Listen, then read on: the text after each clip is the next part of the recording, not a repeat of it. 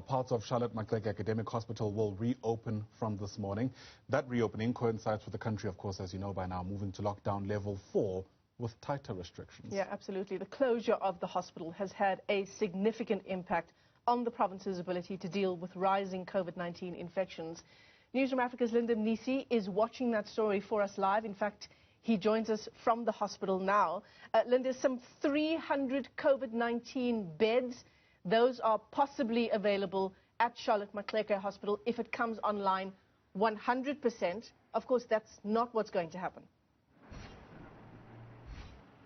Absolutely, Michelle. You'll remember initially we were told that, the hospital would be closed for about 7 days. But a couple of months down the line, we still find ourselves with the hospital that's not being able to open fully and respond, of course, to the rising number of COVID-19 infections. In fact, in early June, Michelle, you'll remember, we were told that the oncology ward or the oncology unit would open, but that did not happen at the time. I remember authorities telling us that not even the investigations into what could have caused the fire had started because, of course, engineers had to come into the hospital to assess whether the structure was indeed safe for the police to start their work. But also there's been also issues around the city of Johannesburg reportedly approving the oncology and radiation units, and that would of course require that the units have fire doors for them to reopen. Authorities are also at the time, Michelle, telling us that things like this unit or the decision to now reopen in the phased approach was due to the pressure that they're facing. So today we understand that that phased approach will begin. We understand from the department that the oncology unit, the antenatal unit as well as the other parts of the hospital will be opening.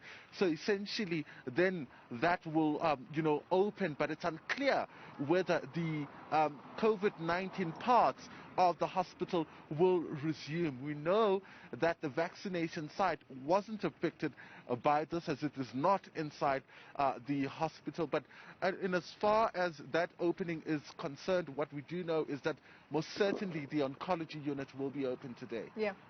I mean, Linda, we're going to see in the coming weeks the extent to which patients who were receiving treatment specifically at the oncology unit of Charlotte Maxeke, how this closure and this delay in reopening would have affected people like that who depend on life-saving treatment from state-of-the-art oncology unit that we have at Charlotte Maxeke. Indeed, Michelle, and one of the reasons why there's such a big hoo-ha, if I may call it that, around the reopening of the oncology or this hospital, it's because of the facilities it has and the specialized units it has. You'll remember patients had to be diverted to other hospitals like the Steve Biko Academic Hospital and, of course, the Baragwanath Hospital. And many at the time, some of the outpatient cancer patients saying that there wasn't clear communication as to exactly how this would unfold and where they would be going to receive their treatment. It's critical treatment, Michelle, that many really can't stay for months without receiving. So of course this will be really welcomed by those who of course were inconvenienced by the move. But of course when you talk about issues around COVID-19, the president last night, Michelle, in his speech, noting the impact that this has had, especially in the province's response to COVID-19, indicating that about 830 beds, have been made in the province to respond to the rising infections. Of course, that would mean that elective surgery would have to be postponed. So he says they're doing everything in their power to provide additional beds and to speed up the reopening of this hospital.